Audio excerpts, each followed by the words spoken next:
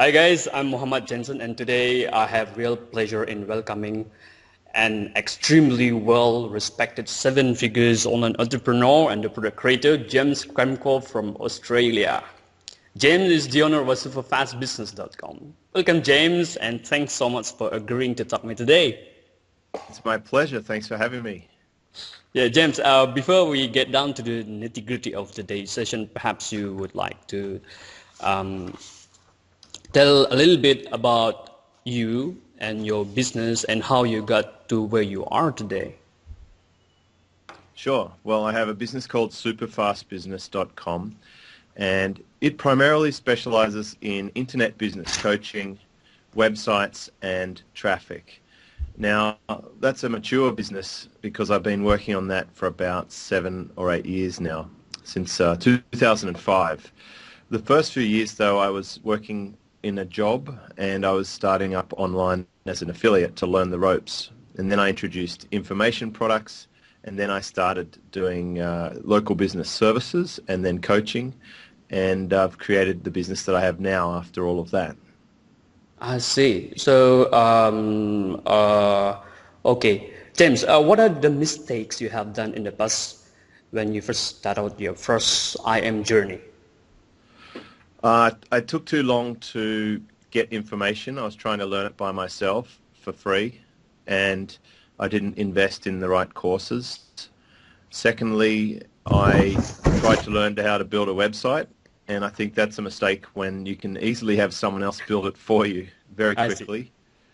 And the third thing was partnerships. I was in partnerships that were, in the end, quite expensive, not because they went badly, but because the business went so well that I was sending a lot of the profits back to a more or less silent partner and also to affiliates for marketing.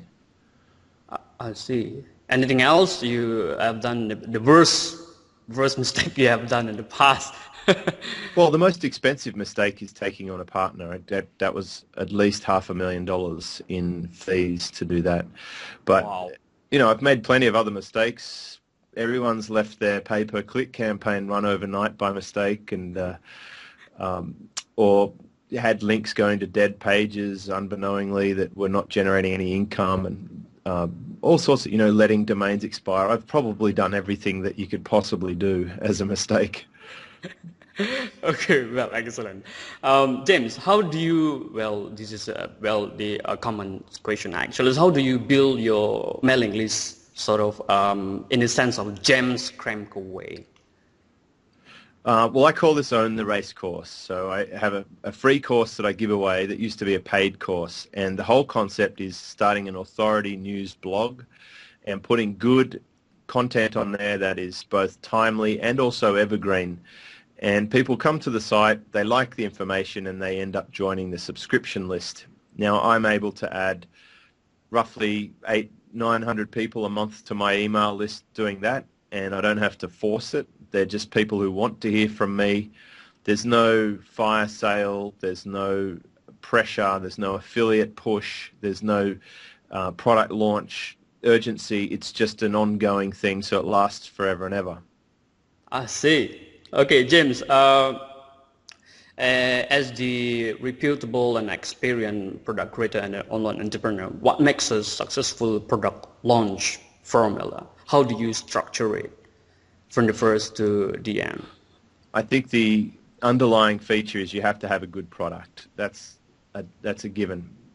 I tend not to use product launch formula in my online business. I have used it successfully offline. I've used it in the motor dealership, and I've used it for a school trivia night, for fundraising.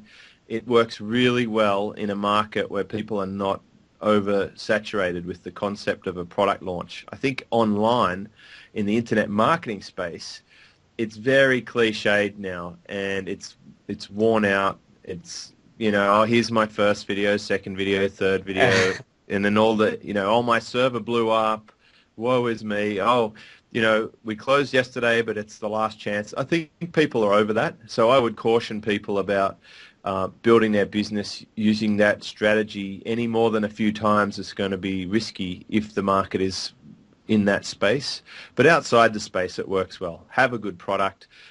Be sincere, be very, very genuine with your commentary. Make sure that if you do have scarcity, that it is a genuine reason, and that and no one's going to fall for the server blew up stuff anymore. It just doesn't happen outside the internet marketing space.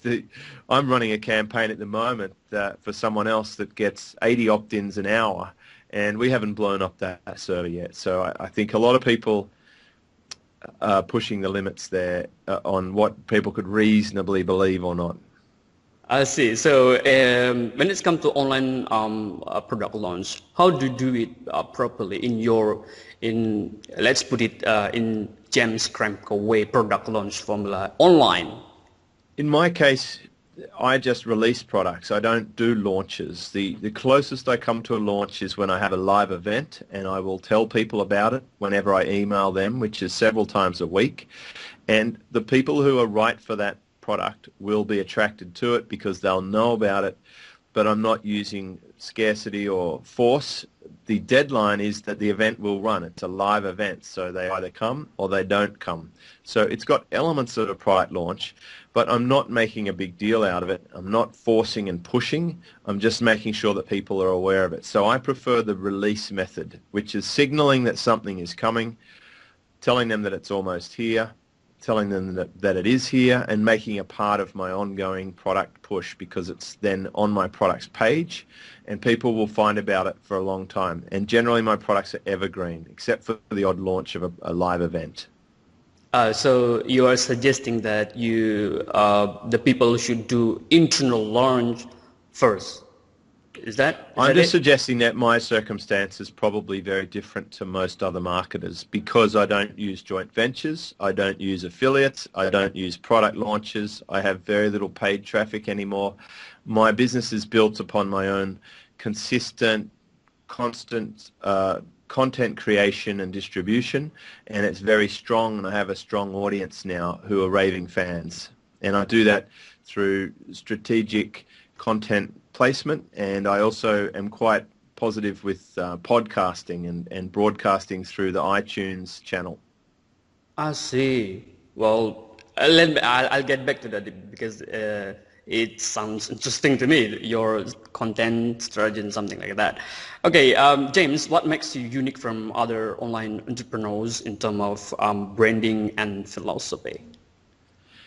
Well, my philosophy is a lifetime customer. I want a customer for a long time, and I focus heavily on recurring business. Whereas I think the average internet marketer is not looking far past the end of their nose. They tend to be quite greedy, very short-term focused, and they go for the one kill. I would rather create a golden goose that keeps laying golden eggs instead of just killing the goose and eating it once for a roast goose dinner. So I think where I'm different is I also have very, very solid business fundamentals under my belt. I used to run a very, very big business with 70 staff, and doing the last business I ran was doing $50 million a year in sales, and the one before that was doing $100 million a year and had 100 staff. So I came from the real world with real brands like Mercedes-Benz and BMW and GMAC Finance and Vodafone, and I took that experience into my online business, whereas a lot of the people in the internet space are really just sitting out of their study or in their basement at mum and dad's home, shuffling people around, hustling, I think they call it, and faking it till they make it. And I think that's unacceptable, and it lacks integrity, and it's not good for them or the people that they're hurting. I see. Oh, so you have been doing this since back then, 4 years ago, 3 years ago? I quit my job nearly 6 years ago, but I've been working now for 23 years straight. So I've got some very good business experience, and every single year since my first job I've had an income increase. I see. Excellent. James, if it's not too personal, who was your mentor back then? I have drawn from anyone around me. I don't have a one particular mentor. It could have been my boss, a bad boss or a good boss. It could have been from books like Tom Hopkins or Brian Tracy, the audio cassettes. Then books by Peter Drucker, Jay Abraham, Eli Goldratt. I'm a voracious reader. I devour Kindles, and I listen to audio training. I've been to courses. So I would say that I have had hundreds of mentors for what they teach me, but then I blend that into my own formula, and I think I've got my own style. I see. Okay, James, you are an experienced online entrepreneur. So I would like to ask this: how do you maintain your momentum in order to achieve your goal? Because some people, if they have the motivation, they will do a lot of projects. When the motivation is gone, they will drop everything. Yep. How do The secret is just to concentrate on one thing at a time. I see. Okay, good. James, maybe it's a easy question actually. So, if you don't mind, if it's not personal, what is your traffic strategy that that blow up your shopping cart, something like that? I think probably my favorite traffic strategy that is underutilized is podcasts. And when you publish your podcast to iTunes, which is easy to do, you could take the audio from this or use the video and submit it to iTunes, and then your show will show up on other people's shows in the related shows right near theirs. So you can simply also mention people in your podcast and then send them an email or a Twitter telling them that you mentioned them, and quite often they'll retweet your podcast if you mention them, because we love to hear about ourselves. I see. So how about the people, those who are the first starter, they don't know how to do this thing. What is your advice to them? Learn how to do this thing. What is your opinion, James, in long copy versus short copy? Well, it doesn't really make any difference. It's what is going to get the result done. So some things are going to require more selling than others. I tend to make videos and audios, and I'm not one to sit down and write a long sales page, although I have been known to have them transcribed from my audio or video. But it comes down to what you like to create and what you need to do to get the job done, and your traffic source, how warm or cold are they.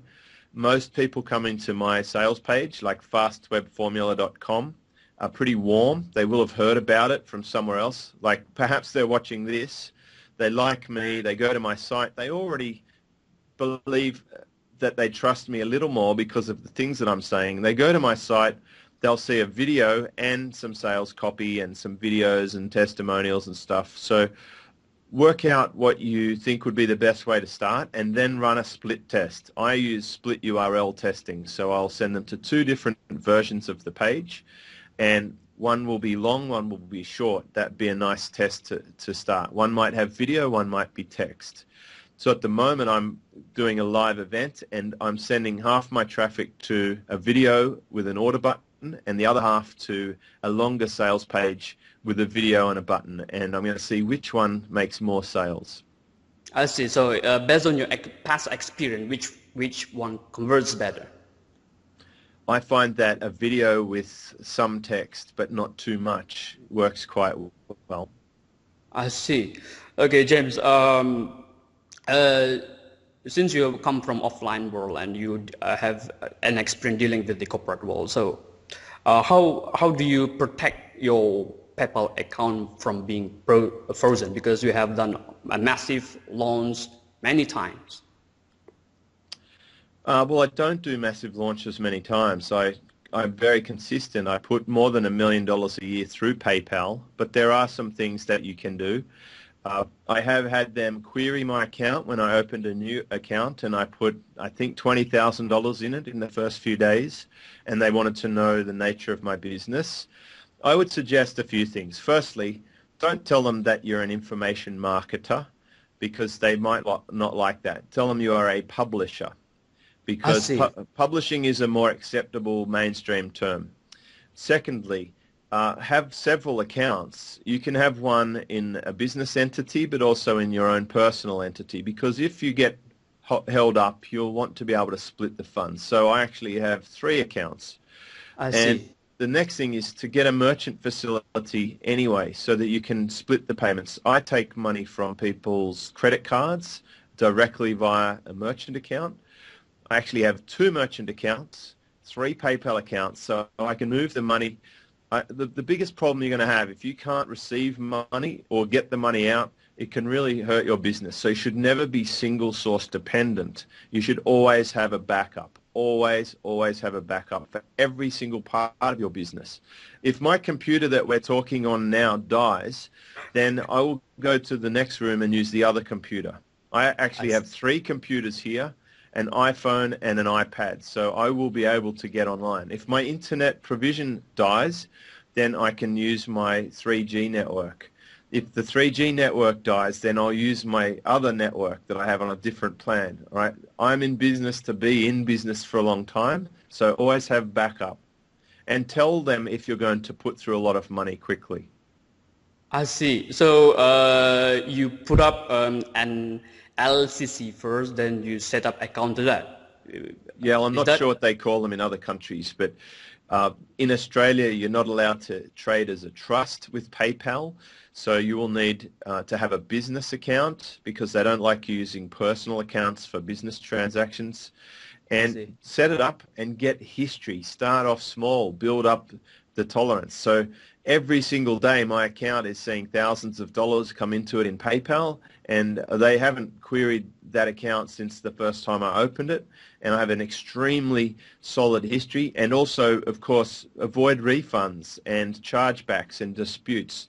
So I have less than 1% refunds across my business. So my merchant provider and my PayPal provider should never have to be concerned about the business that we do. The other thing is I generally hold a fairly good balance in there. I like to have $50,000 or $100,000 just sitting there so that they don't feel at risk in case of people clawing back or something. Just so build up a little bit of a balance that you can use as a float. I see. So before, or maybe this information is useful to other people also. So before we do product launch, do we have to send the sell page to PayPal or something like that? I think you're going to have trouble after the money starts flying in. So do some pre-launches or get some sales on the board. Don't just open up a new account and hit it with a product launch, because they will ask you what you're doing. And depending on what you're selling, they may or may not have a problem with that. They don't like things where you have to deliver in the future.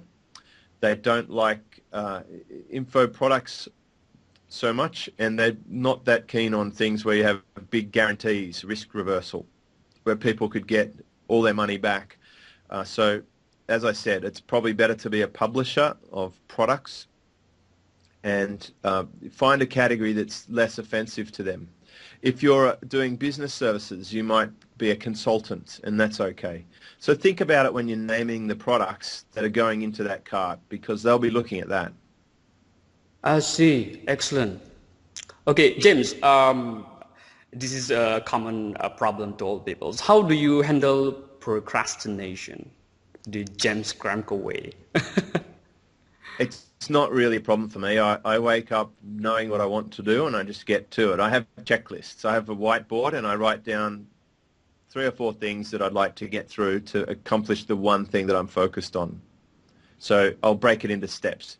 Every event is the result of a process that led up to the event. So just reverse engineer what result you want, then break it into simple steps, and then just tick off the steps as you go through them, and you'll find the sense of accomplishment is quite strong, and you'll be motivated to do it again and again. And I've been doing that for decades. James, do you have tips? Maybe this is for affiliates, a section or a discipline. Do you approach affiliates first before you do product launch, or you do the launch and then stick there for the affiliates? I don't have affiliates anymore, so I don't do launches and I don't do affiliates. Yeah. Okay, James, based on your previous experience, what are your tips on JV, the do's and the don'ts? Don't do them. So this is from your past experience, right? Yeah, my current scenario is my goal is to create the best possible products and services that people will happily mention without an affiliate commission, without needing to be a joint venture partner. So right now, there are people out there like John Lee Dumas and uh, Dan Andrews from the Lifestyle Business Podcast. They will mention my products and services just because they like them. Also, the guys from Empire Flippers, they'll have me on the show because they like what I'm doing and they like the course that I put out. So if you can actually, the best way to joint venture is probably just to mention other people and to acknowledge them, and they will feel compelled to acknowledge you as well. So I don't think you need to actually go out there and do joint ventures, because what people forget is they're going to want to cut, and it's going to be a big cut. It's probably going to be half. So whatever big revenue, like when you look at a $2 million launch, let me tell you what really happens. Okay. There's 40% refunds, so it comes back to 1.2. Then you have to pay your affiliates 50%, so it comes back to 600. Then you got to pay the prizes, and then you got to pay the copywriter, the server, the marketing team, the support team, and your bandwidth on all the resources and stuff, and then the guy that created all the videos, and the JV manager, and the affiliate manager. So by the time it all breaks down to it, they might see $85,000 out of that, and then they're probably going to pay tax on half of that. So your big $2 million guru launch is probably seeing less than $100,000 in their pocket for 3 to 2 months worth of brain damage, of spiking their energy levels, of forcing deadlines, of haranguing people, and then stirring up the whole market. So just be careful about that. What they might end up with is a big list of customers who they can then hammer to death with affiliate offers and milk them and milk them and milk them for the next year until they stop unsubscribing. And I know that this might sound negative, but it's just my observation. My business model is different. It's a very steady 6 figures per month, every month for the last 3 years or so, from not having to do product launches, not surrendering half my money for refunds or for affiliates or joint venture partners, just by putting out good information and having good quality services at fair and reasonable prices. You see, the other thing is when you have to pay affiliates 50%, you're going to get inflated product prices to cover your ineffective marketing and distribution. And this is a concept that Dan Andrews sort of highlighted on his podcast, or a piece that he wrote on Tropical MBA, and I agree with it. They're charging $2,000 for a product that really is probably $300 worth of value at best. And that's so they can give someone $1,000 to pimp it out there in the marketplace. And I think it's not very effective. It's not good. They should be marketing their own products. They could buy a lot of traffic for $1,000 per unit if they wanted to do their own marketing. So how a fresh starter to get to your level, they don't have to go to JV and everything. They just solve a one-man show. Yep. So start solving problems that people find valuable, and they will share it and they'll join the customer list. You don't need a big customer list. There's this big myth that you need volume. You don't. You need quality. I can make $100,000 a year from just 1,000 subscribers. How is that? Provide good products and services, and never give the customer a reason to go away again. Like when I scale up to 20,000 subscribers, that means millions of dollars in sales. So just looking after people, there's a novel concept. Look after people, actually care about them more than your mortgage payment, and you'll be surprised what can happen. So how do you build rapport with your leads? Do you segmentize them according to their interests, or they click on the certain behavior in your list? Yes, I definitely segment my list according to what they've indicated they like based on their purchasing behavior, and also things they click on, and they can select whether they want to receive information from me more frequently or just weekly.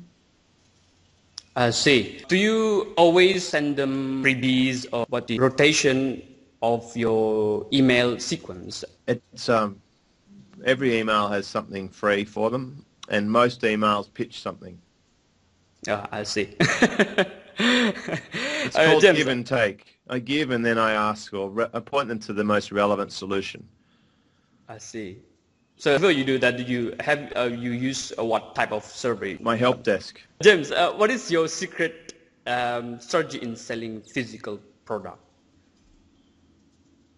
Well, it doesn't make any difference. You just, if you understand what a sale is, then it's very easy to sell anything. A process of selling is simply the change in one situation to a better alternative situation, and people don't make that choice unless they feel they'll be better off. So your only job is to help someone see that it is a good idea to move from what they have now to what they would rather have and create that environment. And it's that simple. It doesn't matter whether it's now or later, physical, digital. If you sell like that, you never have to feel dirty, and you're not doing anything wrong because you're only helping people be better off. I see. That is for physical product. And everyone knows you about your famous product, the Traffic Grab 2.0, right? So what is your secret strategy in selling digital product? Just solving problems. Traffic is a big problem for pretty much everyone. So I went for a broad product name, and it had a really good impact. I'd sold 2,500 copies of that, and I think one of the great things that I did with that product is that I charged $79, and a lot of people would have charged $2,000 for that. So I built some real credibility in the marketplace as being very fair and not greedy. How to dominate ClickBank or any other product launch platform? As a seller or as an affiliate? As a seller. As or a both. seller, then you're going to do huge media buys, and you're going to buy your own traffic, and you're going to be a split testing and conversion expert. So you're going to be a traffic and conversion expert. The product itself doesn't really matter that much, and you're going to have to get affiliates on board, and you're going to have to incentivize them, make it very easy for them to get links and to promote your products, and you'll have to give them a high commission. I see. As an affiliate, do you have something to say? As an affiliate, you want to make sure that people know that you have that product on offer. You want to tell them why you think that's good value for them, and you also want to incentivize them with a bonus. James, how do you do market research, and how do you do which niche are hot at the moment in your way? I start with my own challenges and what I use to solve them. So the things that I sell well as an affiliate are things that I've used myself, because I went through the process of having a problem and then solving it, and I looked at all the oppositions, the competitors on the market, and I came up with the reasons why I wanted to move with the product that I chose, and then I simply tell people about that, and I get excited about it, and then I incentivize them with a bonus. So that's the easiest research, is my own needs, and then followed by my customers' needs. And I have lots and lots of customers. I have an internet community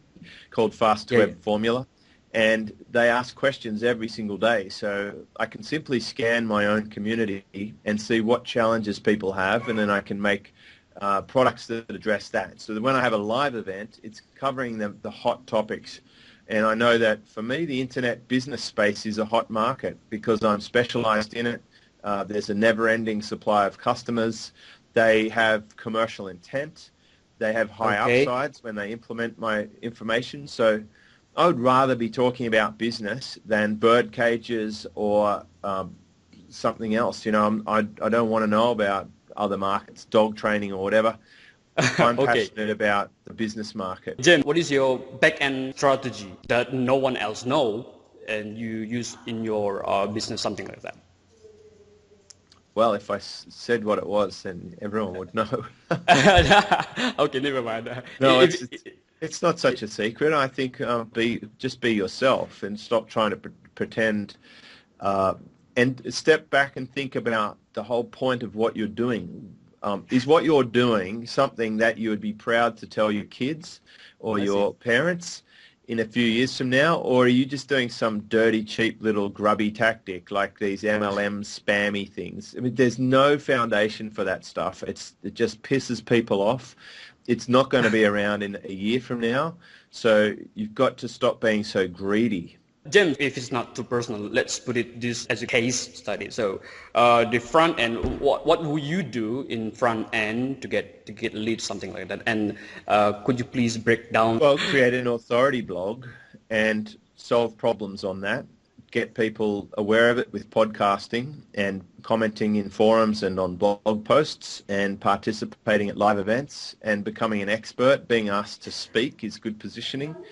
And then the back end is simply have a products page that people can visit that leads people to your offers. And your offers can be for your products or for someone else's if you're an affiliate. I provide services and information, and I predominantly focus on recurring solutions.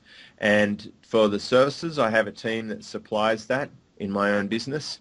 And for the information, it's generally me supplying that in the form of a mastermind and a community that people pay to attend. What's your offline strategy in terms of acquiring leads and become authority to maintain your offline business? My offline strategy is I get on an aeroplane and I fly to big events like Traffic and Conversion Summit, and I speak from stage to 1,500 people, and they'll find out about me and they'll go to my online and fall into my online strategy. Okay, and good. Also I'll speak to friends on Skype and exchange private emails about what's happening in the industry and where the opportunities are, and I'll make sure that I'm in the loop for high-level contacts. So I have a fantastic Rolodex of people who confide in me, what's happening out there, and I help a lot of people who are famous, but they would never want anyone to know.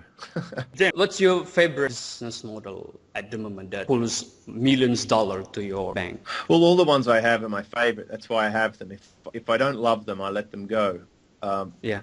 I like the SEO business because my team are very good and I don't really have to do much. It is $1 million a year business, and the team does the work and they're talented and we get great results for customers. But I also love the mastermind because it's challenging and I find out a lot about business, and I help 30-something business owners every week at a very high level. And it keeps me in tune. And then I like my forum because it's just wonderful people in there, and we come together at local meetups, and it's really richly rewarding to be able to help. I think we have 700 plus members now, so to be able to share information with those people is very satisfying as well. I see. So you are more to membership business model, is that it? Well, everything's subscription model. That's my favorite. How to do this the correct way? How to do Well, this you just correctly? have to deliver sustainable value. That's all. It's a value proposition. If you continue to rebuild, you have to continue to offer value and to solve problems ongoing. James, your SEO team, how do you hire them? Do you interview them, get somewhere else, or put into your team, or what? We have a team now who hire and interview new candidates into the business. So I haven't done that since the first 5 or so, 3.5 years ago. And from then on, it's all word of mouth. We never advertise. We have never used an outsourcing service. We don't contract other people. We hire people who know nothing about internet marketing.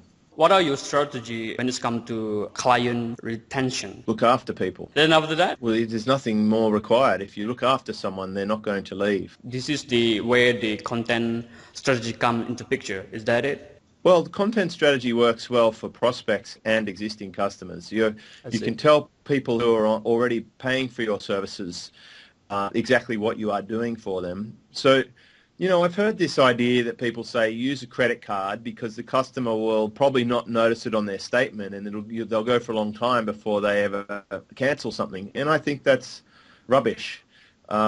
If I use a lot of PayPal subscriptions, and my customers get an email every time that payment gets taken, and I want them to hear from me before that happens. So I actually send every single one of my customers a video every single week telling them what I'm doing for them so that they know how much value they're getting and they stay. 95% of my business is repeat business.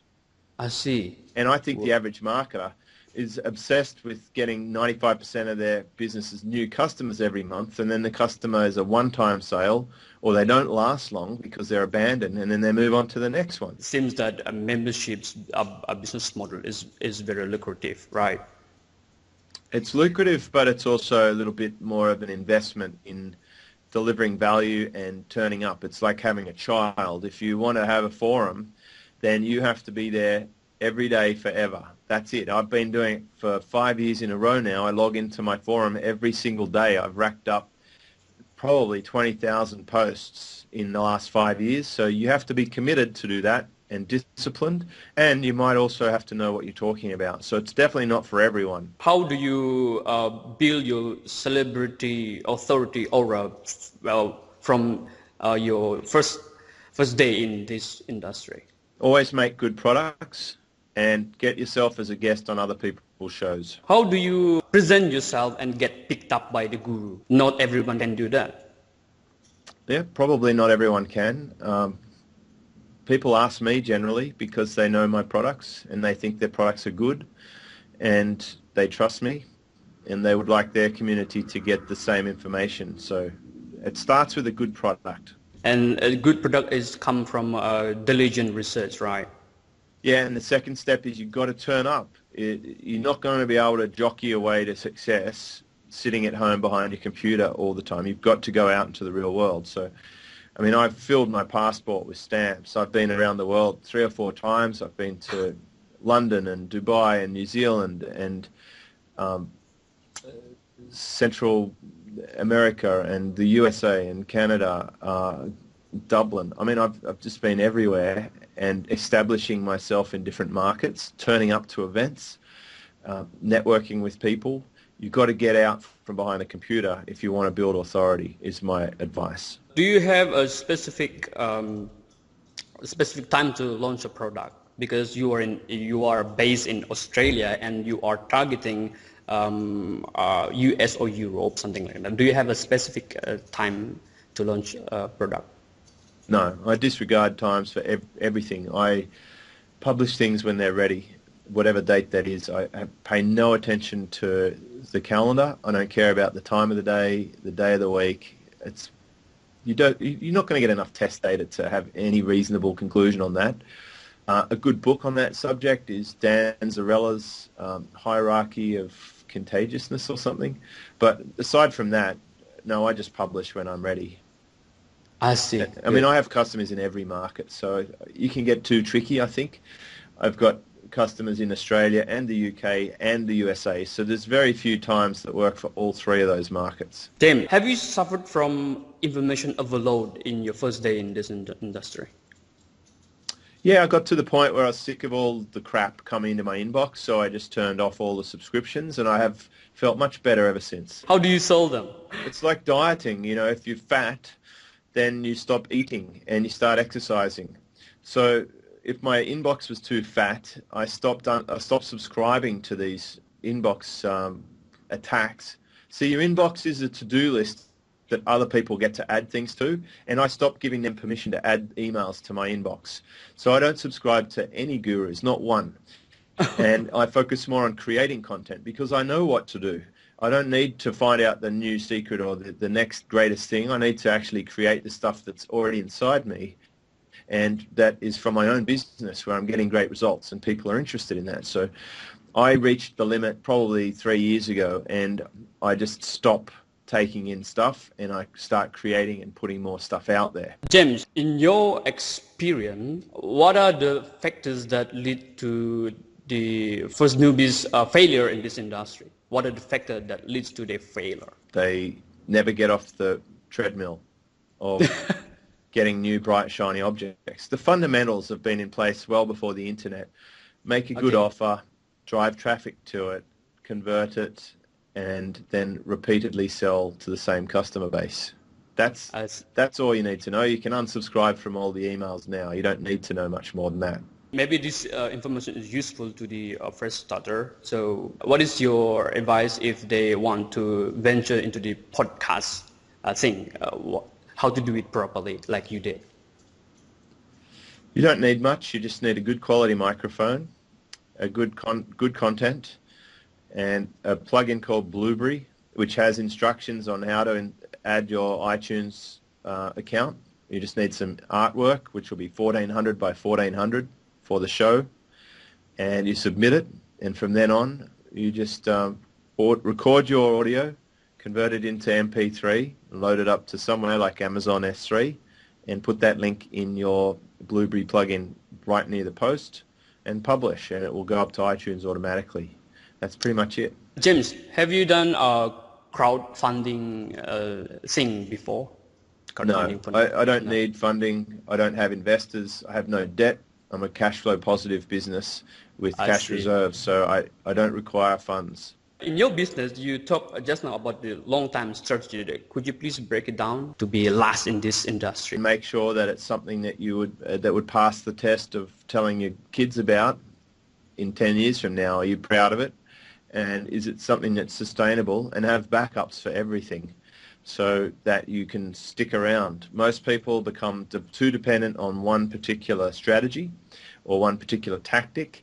They become too dependent on one way of getting paid.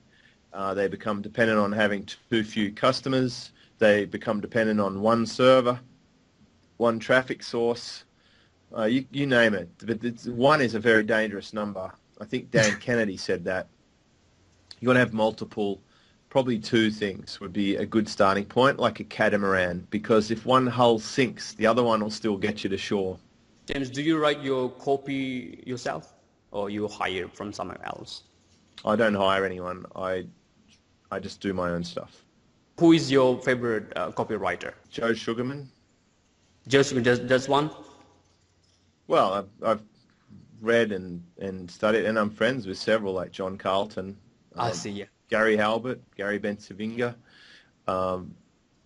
Dan Kennedy. You should have all of them. If you're going to be getting into that stuff, you really need to consume all of that stuff. It's a minimum.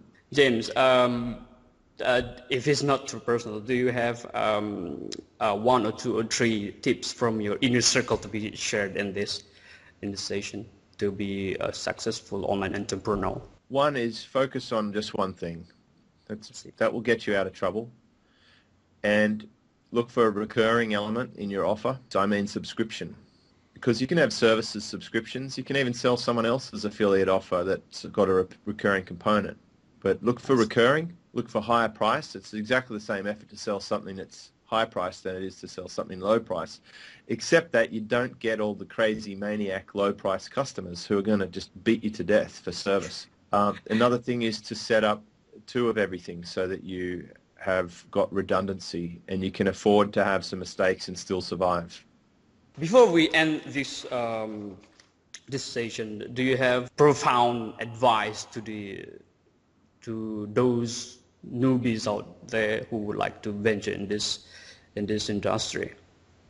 Go back and listen to this interview 10 times and unsubscribe from everything else you don't need. Well, that's excellent, James. Once again, before we finish this section, I would like to say thank you so much for speaking to me, and I would like to say good luck with all your future products and your IM endeavors. Thank you. I hope you have. And if the listener wants to head over to superfastbusiness.com, you can see what I'm sending out to my customers. Check out the videos and the podcasts. And it's all free. And I think you'll find that there's some really good stuff there because I put out something most business days, actually. There's plenty of stuff there. Well, thank you very much, James. You're welcome.